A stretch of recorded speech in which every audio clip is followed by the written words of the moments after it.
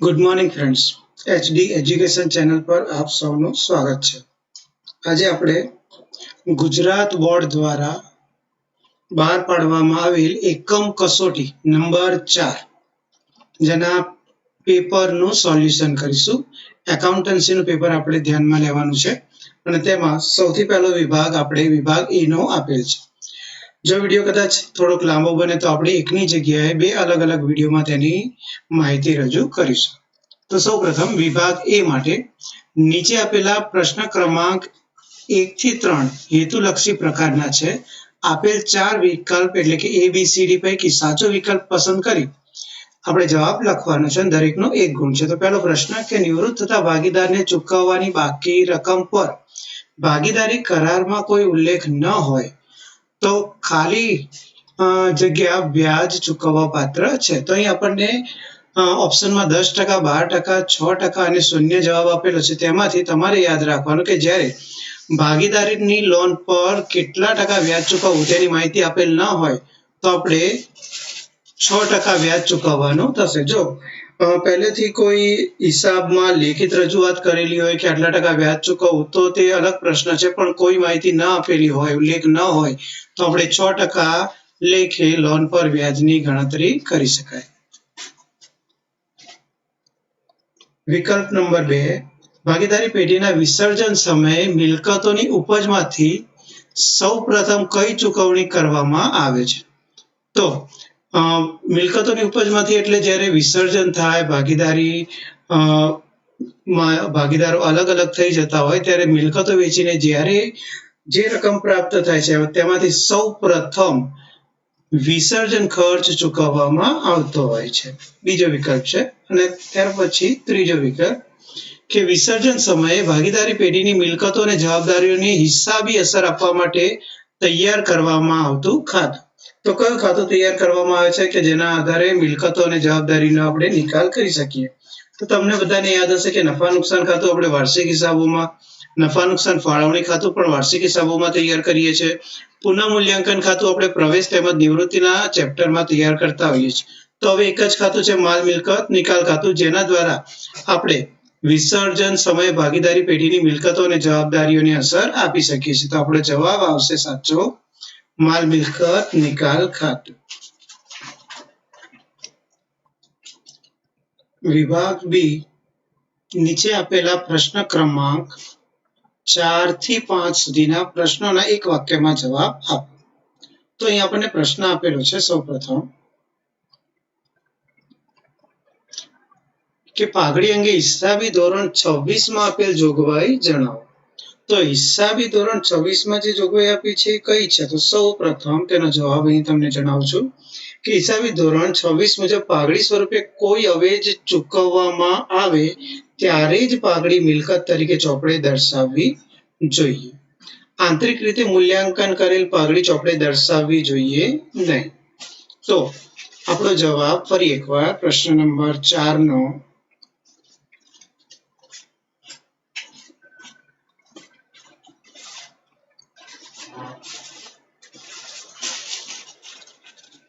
હિસાબી ધોરણ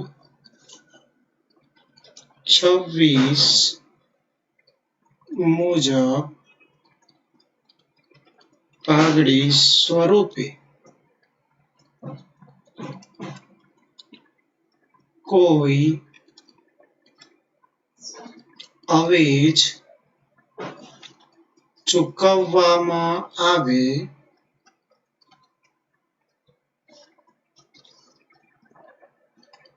ત્યારે જ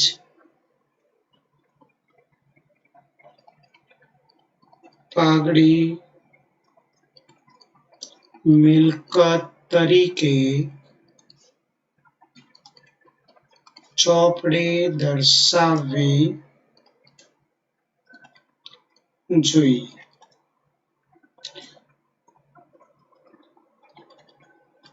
આંતરિક રીતે મૂલ્યાંકન કરેલ પાઘડી ચોપડે દર્શાવવી જોઈએ નહીં. ત્યારબાદ પ્રશ્ન નંબર આપણો 5, ભાગીદારી પેઢીના વિસર્જનની રીતો જણાવો.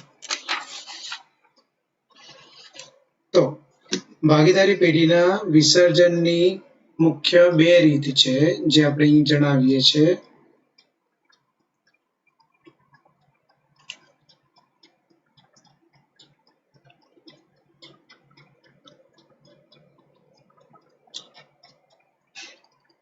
ભાગીદારી પેઢીનું વિસર્જન 2 રીતે થાય છે, જેમાં પહેલી રીત છે સામાન્ય વિસર્જન, જ્યારે બીજી રીત છે અદાલત દ્વારા વિસર્જન. મુખ્ય 2 રીતે ભાગીદારી પેઢીનું વિસર્જન કરવામાં આવતું હોય છે. પ્રશ્ન નંબર 6 માં નીચેના વ્યવહારોની પેઢીના વિસર્જનના સંજોગોમાં થતી આમનોંધ લખવાની છે. તો તેમાં સૌથી પહેલો વ્યવહાર છે કે ભાગીદારી પેઢીના આવકવેરાની જવાબદારી ₹15,000 ચૂકવવાની થઈ, જે ચોપડે નોંધેલ નથી. તો હવે ભાગીદારી પેઢીના આવકવેરાની જવાબદારી જે ચૂકવવાની થઈ અને ચોપડે નોંધેલ નથી, તો તેની આપણે વિસર્જનના ચોપડે કઈ રીતે અસર આપીશું? તો તેની આમનોંધ આપણે લખવાની થાય. પહેલા વ્યવહારની આપણી આમનોંધ. માલ મિલકત નિકાલ ખાતે આપણે તે રકમ ઉધારવાની છે. તો માલ મિલકત નિકાલ ખાતે ઉધાર તે રોકડ કે બેંક ખાતે. આ રીતે મિત્રો કોઈ પણ ખર્ચ આપ્યો અને ચૂકવવાનો થાય ને તો તે માલ મિલકત નિકાલ ખાતે ઉધારી આપણે રોકડ કે બેંક ખાતે જમા કરવાનો થાય, કારણ કે તેટલી રોકડ કે બેંક આપણી જોડથી જાય છે, એટલે એનું ખાતું જમા થાય અને આપણે માલ મિલકત નિકાલ ખાતે ઉધાર બાજુ ખર્ચા દર્શાવતા હોઈએ છીએ, એટલે એ ખાતું ઉધાર થશે. અહીં આપણને રકમ આપેલી છે, તેમાં ₹15,000. તો અહીં આપણી રકમ નોંધાશે 15,000. ઉધાર અને જમા. તેની સાથે આપણે બાબત જે લખવી જરૂરી છે કે બાબત જેમાં જે આવકવેરા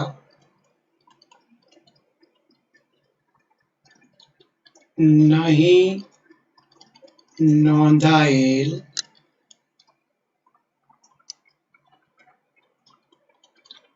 ચૂકવી આપ્યા તેના.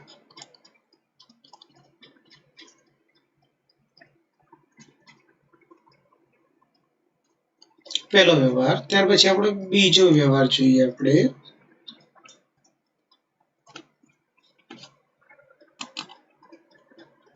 બીજા વ્યવહાર માટે એક ભાગીદાર તેના શ્રીમતીજીની પેઢીને આપેલ લોન ₹20,000 ચૂકવવાનું સ્વીકારે છે. હવે એ ભાગીદાર સ્વીકારે છે તો એની આમનોંધ શું થાય? તો શ્રીમતીજીની જે લોનનું ખાતું છે એ દેવું છે, એટલે જમા હોય, જેને બંધ કરવા માટે આપણે ઉધાર કરવો પડે, અને જે ભાગીદાર તેને ચૂકવવાનું સ્વીકારતો હોય તો તેનું મૂડી ખાતું આપણે જમા કરવું પડે, તો એની આમનોંધ થશે.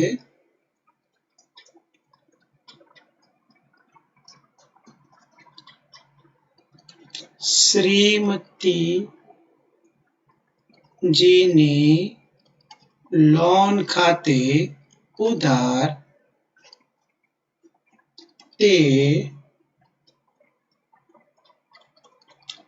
ભાગીદારના મૂડી ખાતે.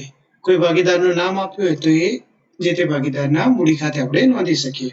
અહીં આપણને રકમ આપેલી છે 20,000, જે આપણે ઉધાર અને જમાના કોલમમાં નોંધવાની થશે.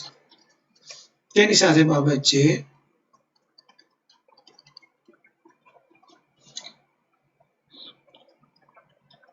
ભાગીદારે શ્રીમતીજીની લોન ચૂકવવાનું સ્વીકાર્યું તેના. બે વ્યવહાર થયા આપણા. ત્યાર પછી આપણો ત્રીજો વ્યવહાર છે. પેઢીના વિસર્જન સમયે ચોપડે યંત્રો 1 લાખ બતાવેલ છે. ચોપડે કિંમત ઉપજે છે. હવે યંત્રો 1 લાખ બતાવેલ છે અને કઈ કિંમત ઉપજે છે? ચોપડે કિંમત ઉપજે છે. તો તેની નોંધ આપણે કઈ રીતે કરવી?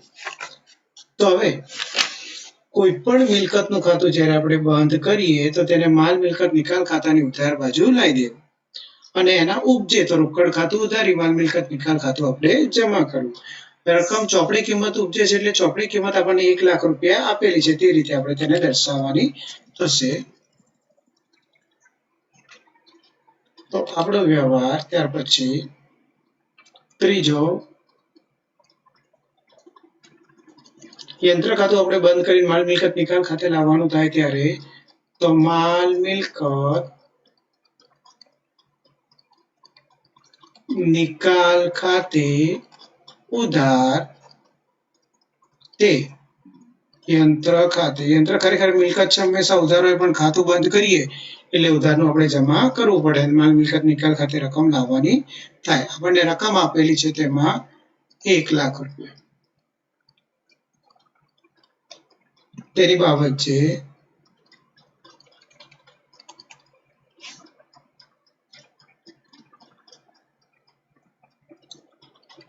યંત્રોનું ખાતું બંધ કર્યું તેના.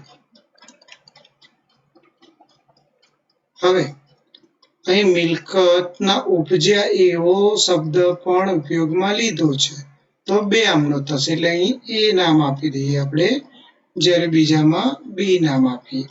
તો હવે મિલકતના ઉપજે છે ચોપડે કિંમત. ઉપજે એટલે રોકડ અથવા બેંક આવે તો રોકડ કે બેંક ખાતે ઉધાર થશે અને જે માલ મિલકત નિકાલ ખાતું આપણે ખોલ્યું હતું એ હવે બંધ કરવાનું થાય તો તે માલ મિલકત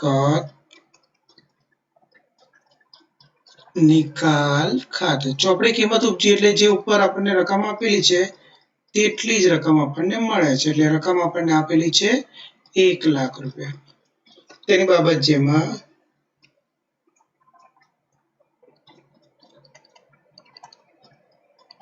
યંત્રોની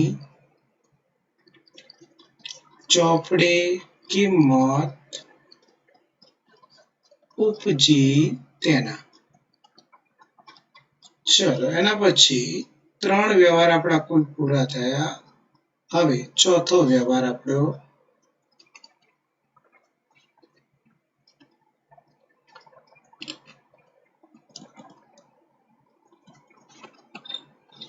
ચોથા વ્યવહારમાં આપણને માહિતી આપી છે કે લેપટોપની કિંમત 40,000 છે. એક ભાગીદાર તેને 25,000માં લઈ જાય છે. સેમ આ જ રીતે અસર થશે તેની પણ કે પહેલા મિલકતનું ખાતું બંધ કરીને આપણે માલ મિલકત નિકાલ ખાતે ઉધાર બાજુ લાવી દેવું અને પછી એ મિલકત જે ભાગીદાર લઈ જતો હોય તો તેના ખાતે આપણે નોંધવું. તો અહીં આપણી આમ નોંધ થાય પહેલી કે માલ મિલકત નિકાલ ખાતે ઉધાર. હવે આપણી મિલકતનું નામ શું આપ્યું છે? લેપટોપ. તે લેપટોપ ખાતે આપણને રકમ કુલ આપેલી છે 40,000.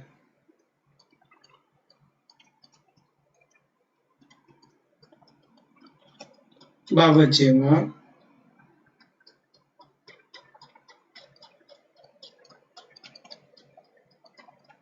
લેપટોપનું ખાતું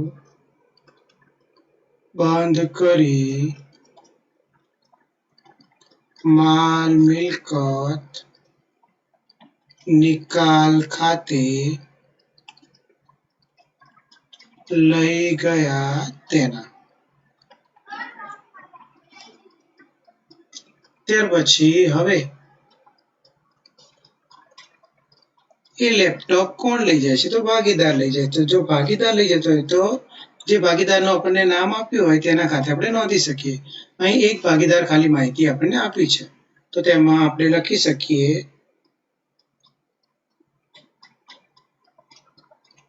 ભાગીદારના મૂડી ખાતે ઉધાર, જે ભાગીદાર લઈ જતો હોય તે, અને સામે આપણે માલ મિલકત નિકાલ ખાતું ફરી બંધ કરી નાખવાનું થાય તો તે માલ મિલકત નિકાલ ખાતે, એટલે આપણી રકમ થશે તેમાં. હવે ભાગીદાર કેટલામાં લેપટોપ લઈ જાય છે? તો 25,000. તો આપણી રકમ ચોપડીએ નોંધાશે 25,000.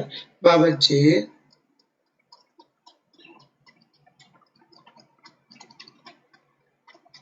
ભાગીદાર લેપટોપ લઈ ગયો તેને. તો આ રીતે કંઈક આપણે વિસર્જનની આમનોંધો નોંધી શકાય.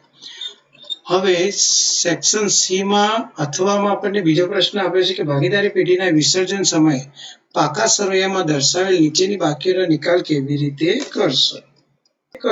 તેમાં સૌપ્રથમ પહેલું આપણને આપેલું છે રોકાણ વધઘટ ભંડોળ.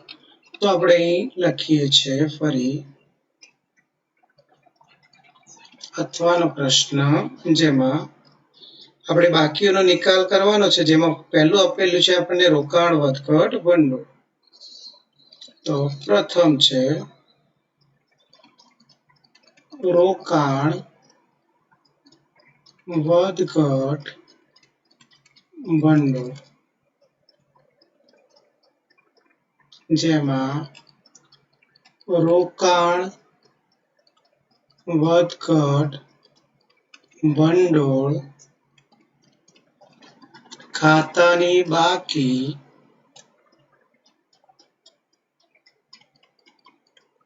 ભાગીદારોના મૂડી ખાતે તેમના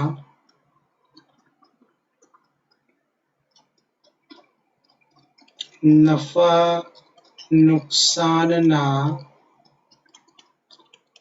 પ્રમાણમાં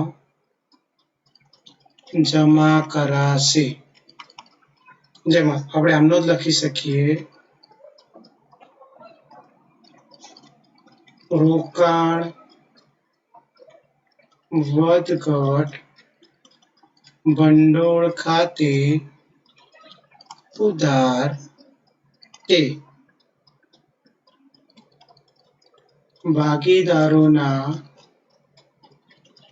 મૂડી અથવા ચાલુ ખાતે. આપણે આ રીતે તેની આમનોંધ પણ દર્શાવી શકાય. સેકન્ડ આપણને ઓપ્શન આપેલું છે કારીગર અકસ્માત વળતર ભંડોળ. તો બીજો મુદ્દો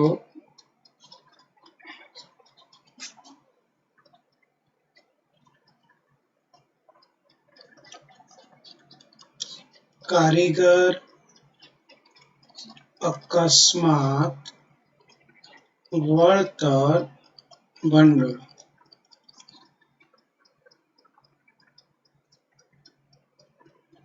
હવે કારીગર અકસ્માત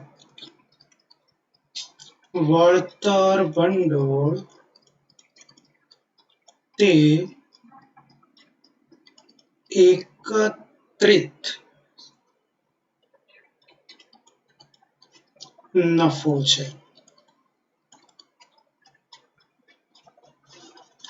જે બધા ભાગીદારો વચ્ચે નફા નુકસાનના પ્રમાણમાં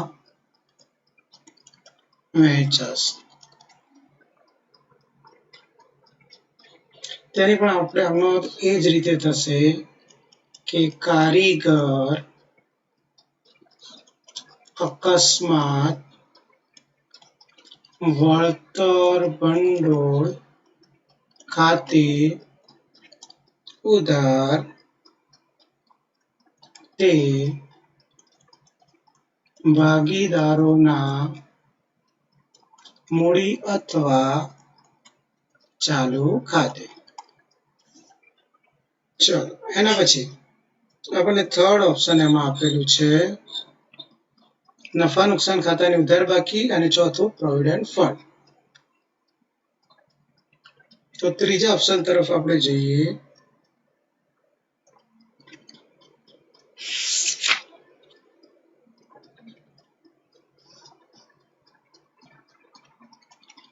નફા નુકસાન ખાતાની ઉધાર બાકી.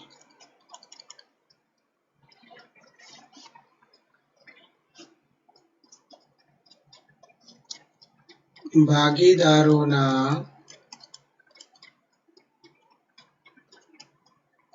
મૂડી અથવા ચાલુ ખાતે નફા નુકસાન વહેંચણીના પ્રમાણમાં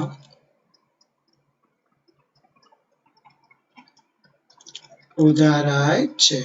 હવે નફા નુકસાન ખાતાની ઉધાર બાકી એટલે એક પ્રકારનું આપણું નુકસાન છે અથવા ખોટ છે જે ભાગીદારોના મૂડી ખાતાની ઉધાર બાજુ આપણે નોંધતા હોઈએ છીએ. તો તેની આમનોંધ પણ એ જ રીતે બનશે કે ભાગીદારના મૂડી અથવા ચાલુ ખાતે ઉધાર, ભાગીદારના મૂડી અથવા ચાલુ ખાતે ઉધાર તે નફા નુકસાન ખાતે. કોઈ પણ પ્રકારનું નુકસાન હોય ને મિત્રો તો એ ભાગીદારના મૂડી ખાતે ઉધાર બાજુ જાય. જ્યારે ભાગીદારને કંઈ પણ આવક મળતી હોય અથવા ભાગીદારને મળતી રકમ હોય ને તો તેના મૂડી ખાતાની જમા બાજુ આપણે નોંધવાની આવે છે. કોઈ પણ એકત્રિત થયેલો નફો પણ હોય ને એ જ્યારે ફાળવવાનો થાય તો ભાગીદારોના મૂડી ખાતાની જમા બાજુ આપણે ફાળવતા હોઈએ છીએ. અને ચોથો મુદ્દો હતો આપણો પ્રોવિડન્ટ ફંડ, જેની હવે આપણે અસર આપીએ. તો આપણો ચોથો મુદ્દો છે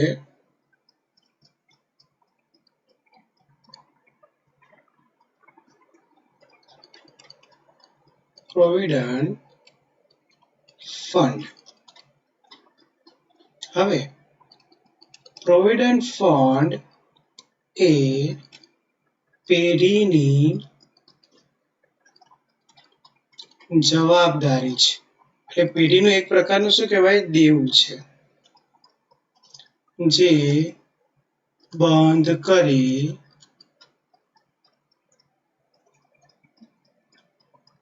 માલ મિલકત નિકાલ ખાતાની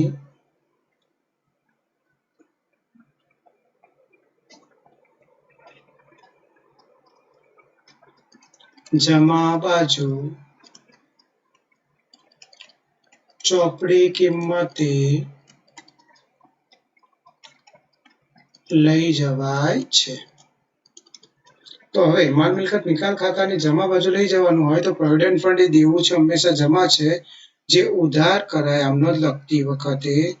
તો પ્રોવિડન્ટ ફંડ ખાતે ઉધાર તે માલ મિલકત નિકાલ ખાતે. સેક્શન ડી પ્રશ્ન નંબર 7. કૃપા અને કોમલ 3:2 ના પ્રમાણમાં નફો નુકસાન વહેંચતા ભાગીદારો છે. તારીખ 31/3/2020 ના રોજનો તેમની પેઢીનું પાકું સર્વે નીચે મુજબ છે. તો અહીં નફા નુકસાનનું પ્રમાણ આપણને આપેલું છે 3:2, જે આપણે યાદ રાખવાનું છે. પાકા સરવૈયામાં બંને ભાગીદારોની મૂડી, પ્રોવિડન્ટ ફંડ ને લેણદારો, જ્યારે જમીન, દેવાદારો, સ્ટોક, રોકડ અને પાઘડી આપણને આપેલી છે. હવાલાઓમાં સૌપ્રથમ કાજલ મૂડી પેટી 1,20,000 રોકડા લાવશે અને પેઢીની પાઘડીની કિંમત 60,000 નક્કી થઈ છે. કાજલ તેના ભાગની પાઘડીની રકમ રોકડમાં લાવશે નહીં. જમીનની કિંમત એટલે જમીનનો આપણને હવાલો આપ્યો છે જે આપણે ટીક કરી રાખીએ. તો પહેલો હવાલો છે જમીનનો. ત્યાર પછી દેવાદારોનો આપણને હવાલો આપેલો છે જે આપણે ટીક કરીએ છીએ. સ્ટોકનો હવાલો આપ્યો છે જે આપણે ટીક કરીએ છીએ. લેણદારોનો આપણને હવાલો એક આપેલો છે જે પણ આપણે ટીક કરવાનો થશે. નફા નુકસાનનું નવું પ્રમાણ આપ્યું છે 5/2/3 અને જરૂરી ખાતા આપણે અહીં તૈયાર કરવાના છે. તો જરૂરી ખાતામાં મિત્રો કયા આવશે? તો સૌથી પહેલું પુનઃમૂલ્યાંકન ખાતું, પછી ભાગીદારોના મૂડી ખાતા, રોકડ ખાતું અને પાકું સરવૈયું આપણે તૈયાર કરવાનું આવતું હોય છે. તો હવાલા ટીક કરી નાખ્યા, ખાતા તૈયાર થઈ ગયા છે. હવે આપણે જે તે ખાતાની બાકીઓ લખી નાખીએ. તો અહીંયા મૂડી આપણને આપી છે કૃપા અને કોમલની 1,40,000 અને 1,00,000, જે મૂડી ખાતાની જમા બાજુ દર્શાવવાની થશે. તો મૂડી ખાતાની જમા બાજુ આપણે લખીએ છીએ બાકી આગળ લાવ્યા. પ્રથમ ભાગીદારની છે 1,40,000, જ્યારે બીજા ભાગીદારને આપણને મૂડી આપેલી છે 1,00,000. ત્યાર પછી પ્રોવિડન્ટ ફંડ અને લેણદારો. તો પ્રોવિડન્ટ ફંડ 36,000 છે, જ્યારે લેણદારો 44,000. તો પાકા સરવૈયામાં આપણે દર્શાવીશું પ્રોવિડન્ટ ફંડ, જેમાં કોઈ હવાલો નથી આપ્યો એટલે ડાયરેક્ટ રકમ આપણે બહાર લખીએ છીએ. અને બીજી વિગત છે આપણી લેણદારો. હવાલો આપેલો હોવાથી રકમ આપણે અંદરના કોલમમાં લખીએ છીએ 44,000. મિલકત લેણા બાજુ જમીન મકાન 1,60,000, દેવાદારો 44,000 આપેલા છે. તો પાકા સરવૈયામાં જમીન મકાન હવાલો આપેલો હોવાથી રકમ આપણે અંદરના કોલમમાં લખીએ છીએ 1,60,000, જ્યારે દેવાદારો તેમાં પણ હવાલો હોવાથી રકમ આપણે અંદરના કોલમમાં લખીએ છીએ 44,000.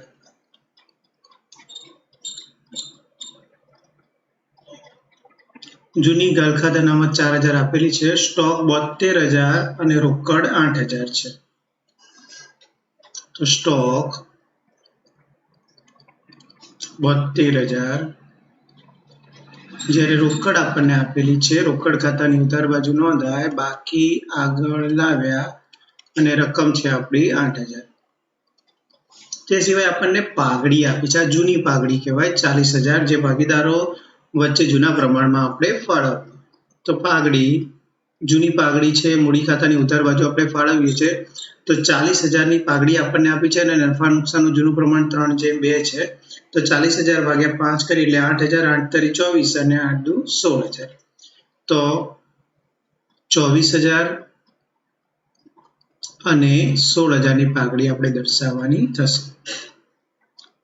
ચલો, પાકા સરવૈયાની બધી એન્ટ્રીઓ તો થઈ ગઈ છે. આપણે હવે ક્રમ અનુસાર હવાલાઓની અસર આપીશું, જેમાં પહેલા હવાલામાં કાજલ મૂડી પેટે 1,20,000 રોકડા લાવશે. તમને મિત્રો ખ્યાલ હશે એની આમનો કે રોકડ ધંધામાં આવે એટલે રોકડ ખાતે ઉધાર અને કાજલના મૂડી ખાતે જમા. તો રોકડ ખાતાની ઉધાર બાજુ આપણે લખીશું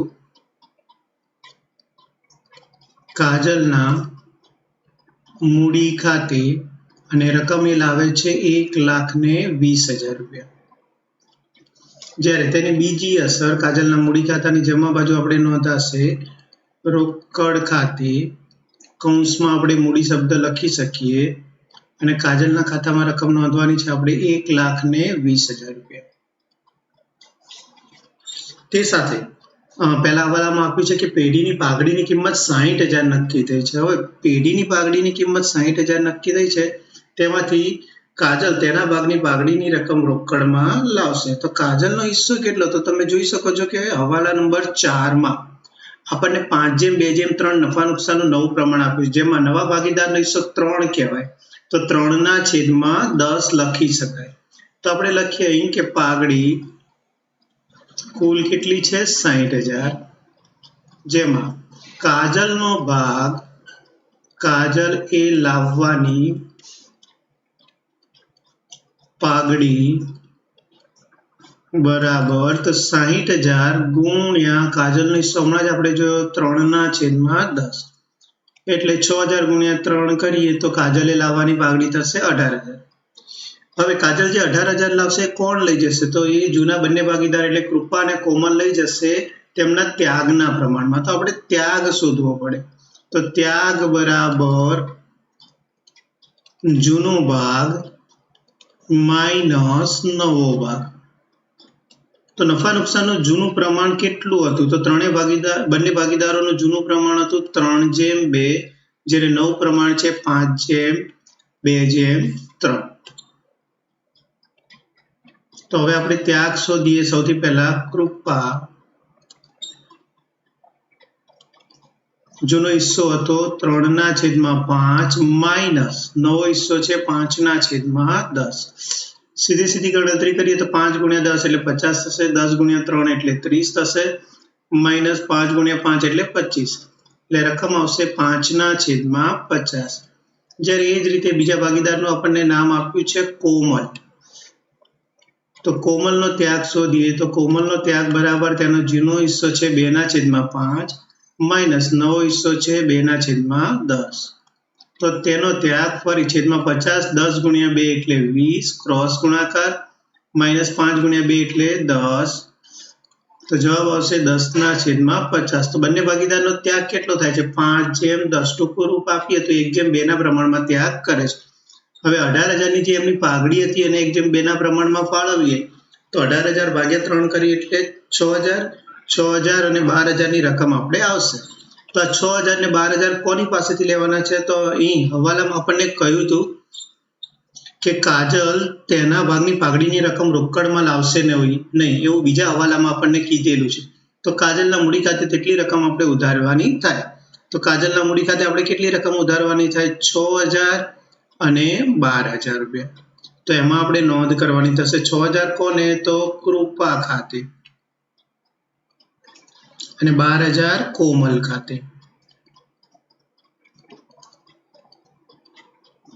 હવે એની બીજી અસર આપણે સામેની બાજુ લખી શકીએ કે કાજલ ખાતે કૌંસમાં આપણે પાઘડીની રકમ તેમ નોંધી શકાય અને રકમ છે આપણી 6,000 અને 12,000 રૂપિયા. ચાલો, આપણો પહેલો હવાલો પૂરો થઈ ગયો અને બીજા હવાલાનું પહેલું સેન્ટેન્સ પણ આપણું પૂરું થઈ ગયું છે. એમાં જ બીજા હવાલામાં કે જમીન મકાનની નવી કિંમત 1,80,000 ગણવી. મિત્રો, પાકા સરવૈયામાં જોઈ શકાય છે કે જમીન મકાનની જૂની કિંમત 1,60,000 આપેલી છે અને હવે આપણે 1,80 ગણવાની છે. તો એમાં કેટલો વધારો થયો? 20,000.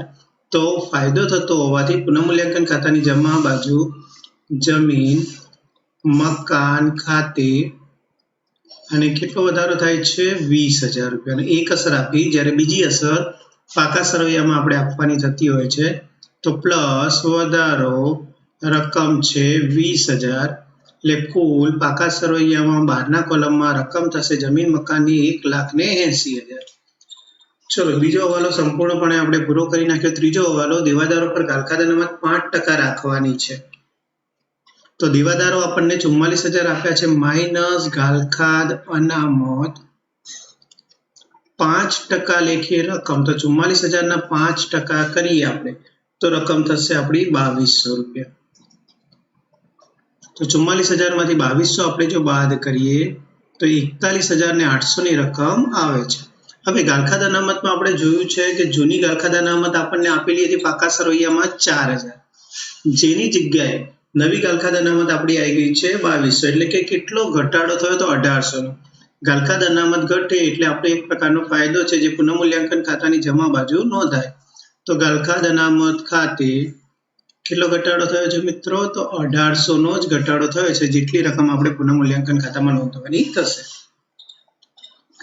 ત્રીજા હવાલામાં આપ્યું છે કે સ્ટોકની કિંમતમાં 800 નો ઘટાડો કરવો. તો હવે સ્ટોક આપણો આપેલો છે આપણને 72,000 માઇનસ ઘટાડો કેટલો કરવાનો છે? 800. તો હવે આપણો સ્ટોક આવશે 71,200 રૂપિયા. સ્ટોક ઘટે એટલે મિલકતની કિંમત જો ઘટે તો પુનઃમૂલ્યાંકન ખાતાની ઉધાર બાજુ નોંધાશે સ્ટોક ખાતે અને રકમ છે આપણી 800 રૂપિયા. એટલે એ હવાલાની પણ આપણે બે અસર આપી દીધી. લેણદારોને 1,000 ચૂકવવાના નથી.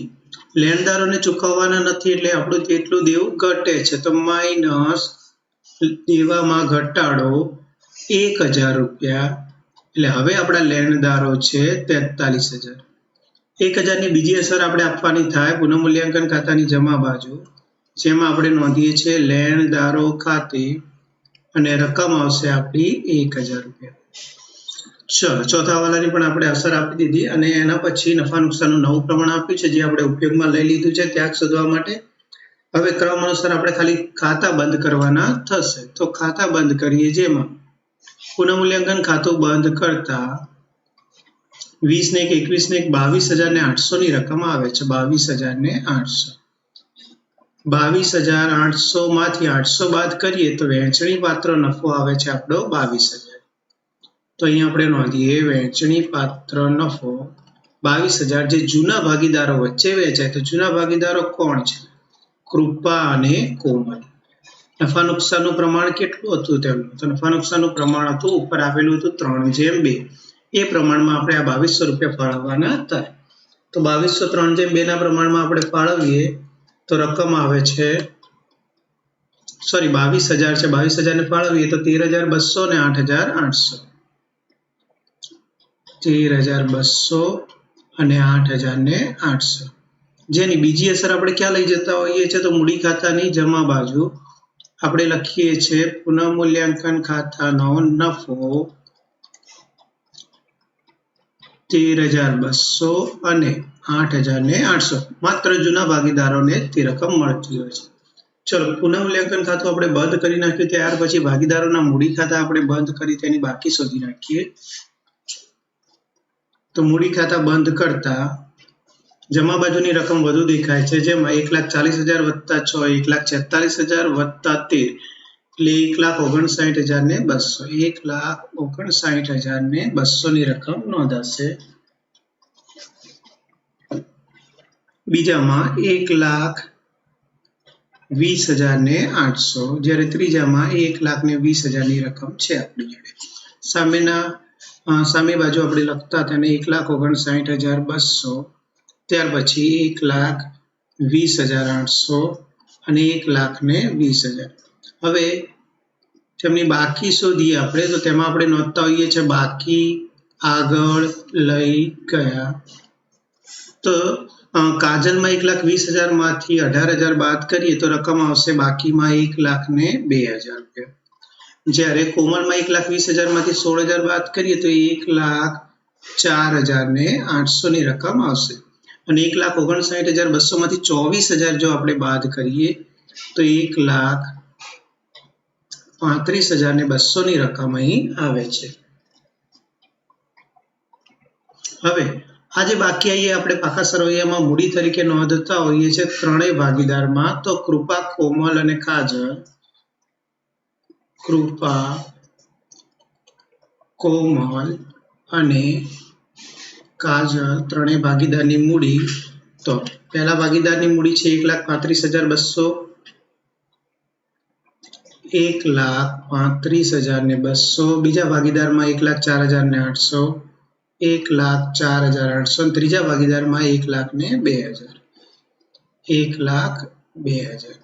હવે ત્રણેયની મૂડીનો સરવાળો કરીએ તો 0, 0, 8 ને 2 10 ની 0 વધી પડી 1, 5 ને 5 10 ને 2 12 નો બગડો વધી પડી 4 અને 1 3,42,000 કુલ રકમ થાય છે. તે જ રીતે આપણે રોકડ ખાતું બંધ કરી નાખીએ તો રોકડ ખાતામાં આપણી રકમ છે આપણી જોડે 1,28,000. 1,28,000 એટલે આપણી ખૂટતી રકમ પણ કેટલી આવે છે? 1,28,000. જેમાં આપણે નોંધીએ છીએ બાકી આગળ લઈ ગયા. હવે આ 1,28,000 ની જે રકમ આપણને આપી છે એ પાકા સરવૈયામાં લઈ જઈએ રોકડ તરીકે. તો રોકડ શિલ્લક રકમ છે આપણી 1,28,000. પાકા સરવૈયાનો બંને બાજુનો સરવાળો કરીએ. હવે આપણે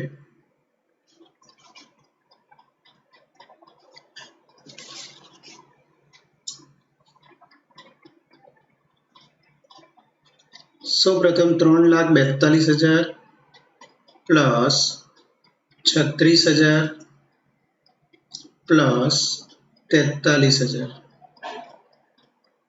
કુલ રકમ થાય છે આપણી મૂડી દેવા બાજુ 4,21,000. જ્યારે મિલકત લેણા બાજુ આપણે કરીએ તો 1,80,000 પ્લસ 41,800 પ્લસ 71,200 પ્લસ 1,28,000. 4,21,000 બીજી બાજુનો પણ સરવાળો થઈ જાય છે. એટલે પાકા સરવૈયાનો બંને બાજુનો સરવાળો આપણો મિત્રો કેવો થઈ જાય છે? સરખો. મિત્રો ક્યાંકથી એન્ટ્રી ફક્ત ઉતારવાની જગ્યાએ આ દાખલો જો વ્યવસ્થિત રીતે સમજો તો પરીક્ષામાં તમને કામમાં પણ લાગશે અને મેથડની રીતે પણ તમને યાદ રહેશે કે દાખલો કઈ રીતે ગણી શકાય.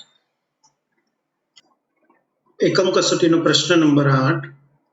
A, B અને C 2:1 પ્રમાણમાં નફો નુકસાન વહેંચતા ભાગીદારો છે. C તારીખ 31/3/2020 રોજ નિવૃત્ત થાય છે. તારીખ 31/3/2020 રોજ તેમની પેઢીનું પાકું સર્વે નીચે મુજબ છે. હવે ભાગીદાર નિવૃત્ત હતો એટલે નિવૃત્તિના હિસાબોનો આપણે દાખલો ગણવાનો થાય.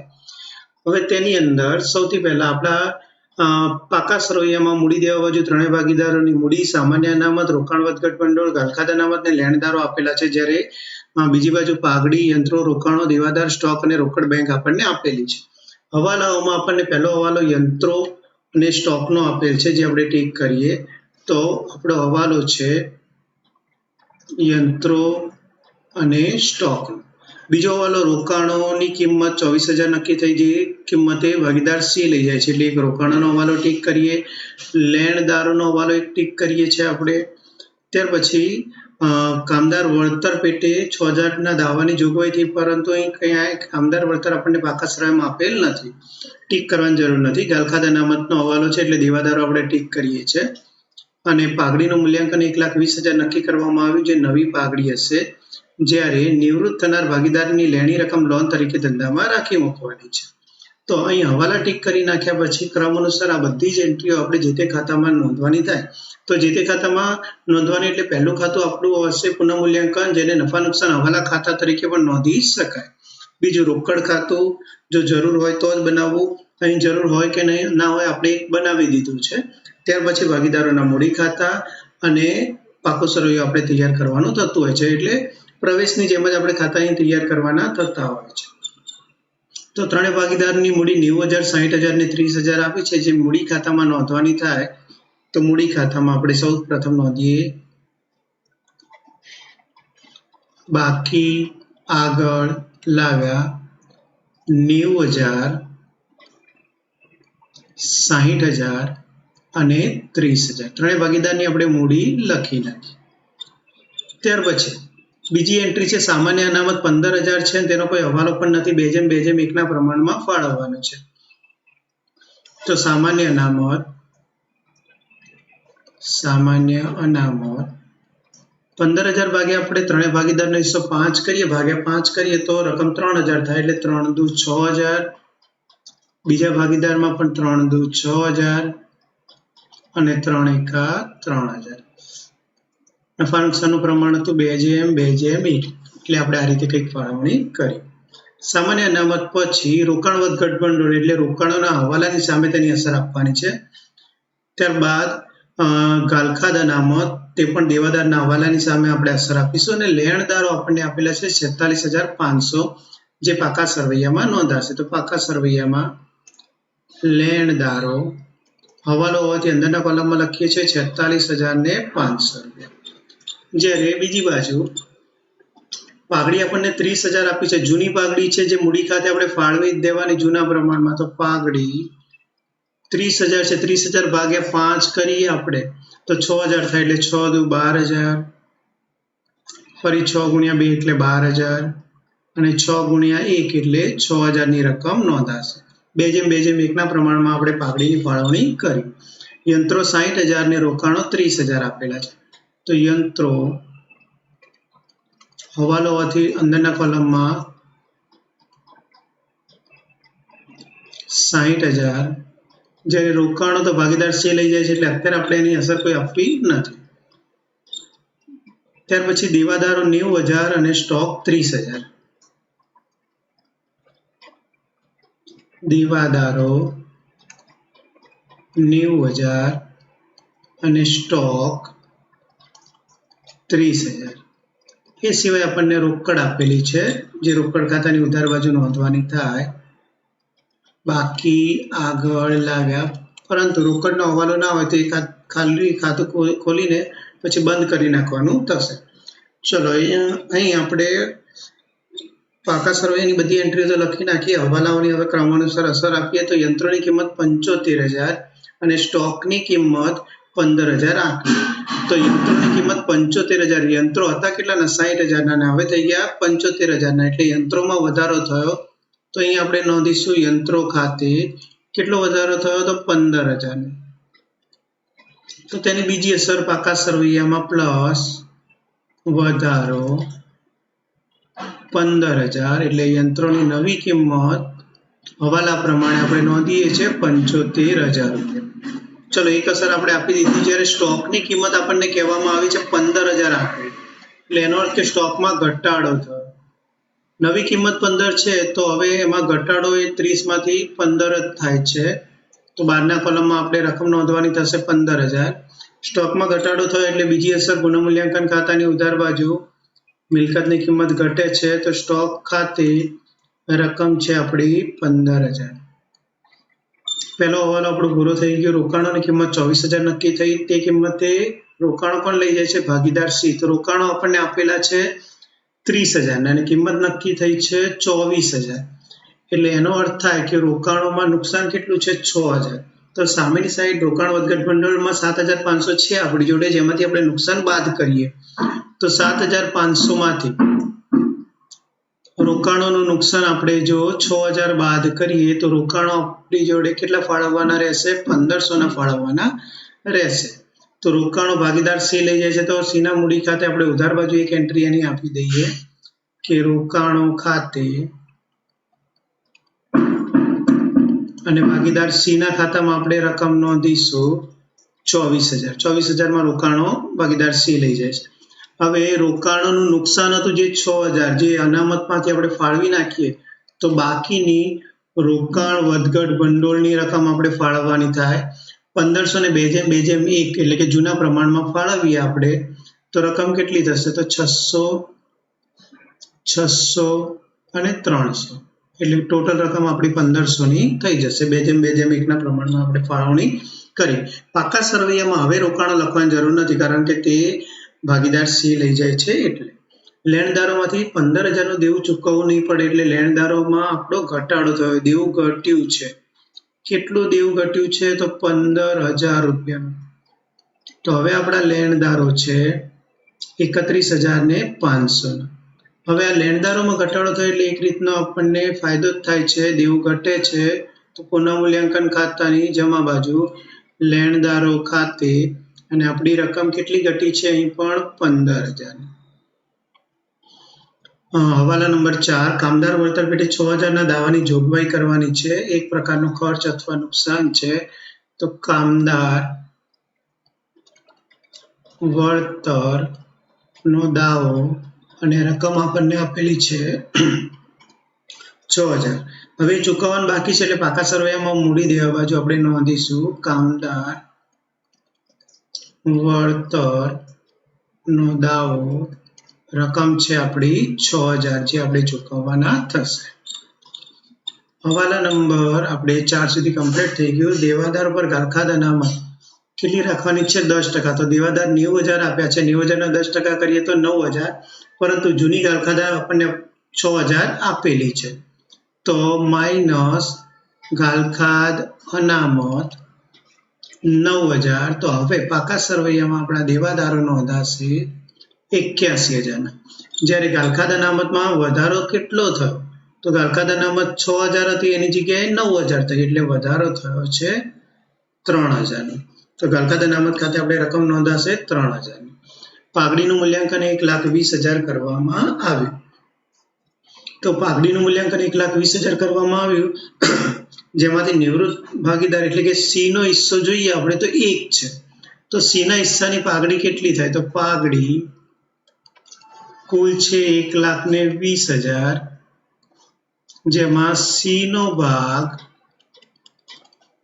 તો 1,20,000 ગુણ્યા 1/5. એટલે સી ને કેટલી પાઘડી મળવી જોઈએ? 24,000. હવે કોણ આપશે? તો એ ભાગીદાર આપશે એ અને બી. કયા પ્રમાણમાં? તો લાભના. તો અહીં મિત્રો દાખલામાં નફા નુકસાનનું નવું કોઈ પ્રમાણ આપેલું નથી અને બંને ભાગીદારોનું જૂનું પ્રમાણ 2/1 છે. એટલે એ અને બી નું સરખે હિસ્સે જ છે 2/2. જો આપણે લાભ શોધીએ ને તો પણ એ સરખે હિસ્સે જ આવશે. એટલે સરખા હિસ્સાના પ્રમાણમાં આપણે એ પાઘડીની ફાળવણી કરવાની થાય. તો ટોટલ પાઘડી 24,000 જે આપવાની છે તે આપણે એ અને બી ખાતે ઉધાર કરવાની થાય 12,000 રૂપિયા અને 12,000 રૂપિયા, જ્યારે સીના મૂડી ખાતે તે રકમ આપણે જમા કરવાની થાય. કેટલી રકમ થશે? 24,000. તો તેમાં આપણે લખી શકીએ પાઘડીના પ્રીમિયમ ખાતે, અથવા તો આપણે 24,000 લખી શકાય. એક કામ કરીએ, આપણે અલગ અલગ જ એની અસર આપી દઈએ એટલે તમને થોડો વધારે ખ્યાલ આવે ખતવણીમાં. એ ખાતે 12,000 અને બી ખાતે 12,000 રૂપિયા, જ્યારે સામેની બાજુ આપણે લખી શકીએ સી ખાતે, સીના મૂડી ખાતે. એટલે ટોટલ આપણે 24,000ની પાઘડી સીને આપી દીધી.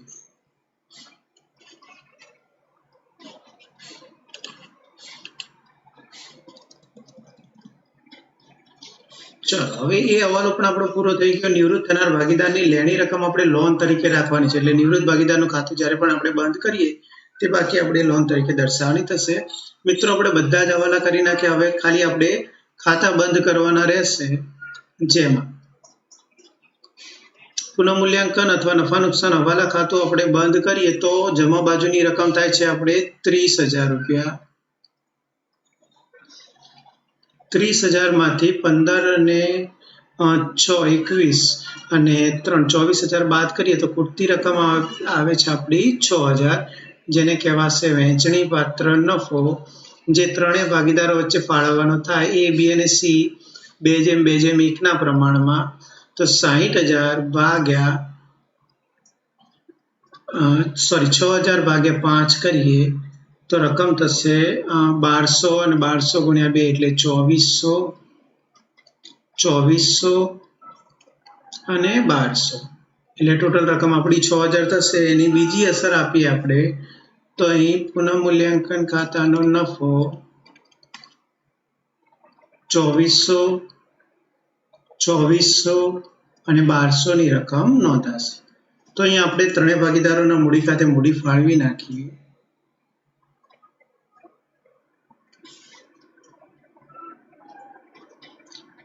હવે તેમાંથી નિવૃત્ત ભાગીદાર સી છે તો તેનું ખાતું આપણે પહેલા બંધ કરી નાખીએ. તો 30,000 વત્તા 24,000 એટલે 30 ને 20 50 ને 4 54,000, 54 ને 3 57,000, 57,000, 58,000 અને 500 જેવી રકમ થાય છે. તો 58,000 અને 500, 58,500 માંથી આપણે બાદ કરવાના થશે 30,000 એટલે ખૂટતી રકમ આવશે 28,500, જેમાં આપણે નોંધવાનું થશે લોન ખાતે 28,500. હવે આ લોનની અસર આપણે પાકા સરવૈયામાં આપવાની થાય તો સીની લોન ખાતે અને રકમ છે આપણી 28,500 રૂપિયા, જ્યારે ભાગીદાર એ અને બીની મૂડી ખાતું આપણે બંધ કરીએ તો 90 ને 6 96,000, 96 અને 3 99,000 મૂડી થાય છે એની, જ્યારે બીમાં 60 ને 6 66 અને 3 69,000ની મૂડી થશે. તો 99,000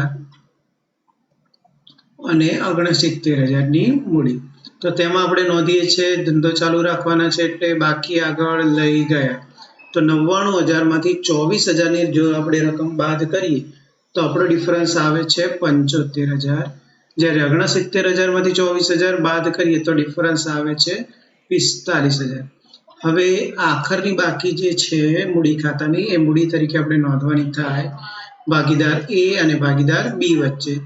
એની મૂડી છે 75,000, જ્યારે બીની મૂડી છે 45,000. બંનેની મૂડીનો સરવાળો કરીએ તો ટોટલ આપણી રકમ થાય છે 1,20,000 રૂપિયા. સેમ એ જ રીતે રોકડ ખાતું આપણું જે બાકી છે બંધ કરીએ. હવે રોકડ ખાતામાં બાકી આગળ લાવ્યા તરીકે આપણી રકમ હતી 15,000. રોકડ ખાતું જો બંધ કરીએ તો કુલ સરવાળો છે આપણો 15,000, સામા પક્ષે પણ 15,000 એટલે ખૂટતી રકમ પણ કેટલી આવશે? 15,000. એમાં આપણે નોંધીએ છીએ બાકી આગળ લઈ ગયા. તો બાકી આપણી છે રોકડની 15,000, જે પાકા સરવૈયામાં રોકડ શિલક તરીકે નોંધાશે. તો રોકડ શિલક રકમ છે આપણી 15,000. ચલો, બંને બાજુની વિગતો નોંધી નાખી છે. હવે આપણે ફક્ત તેનો સરવાળો કરવાનો બાકી છે, જે કરીએ. તો 1,20,000 વત્તા 28,500 વત્તા 31,500 એટલે 60,000 બીજા થશે. એટલે 1,80,000 અને 6,000 એટલે 1,86,000 મૂડી દેવા બાજુનો સરવાળો થાય છે. જ્યારે મિલકત લેણા બાજુ 75,000 અને 30,000 આપણે કરીએ એટલે 1,05,000. 1,05,000 વત્તા 80,000 કરીએ એટલે 1,85,000 ને 1,01,000 એટલે 1,86,000 કુલ સરવાળો થશે.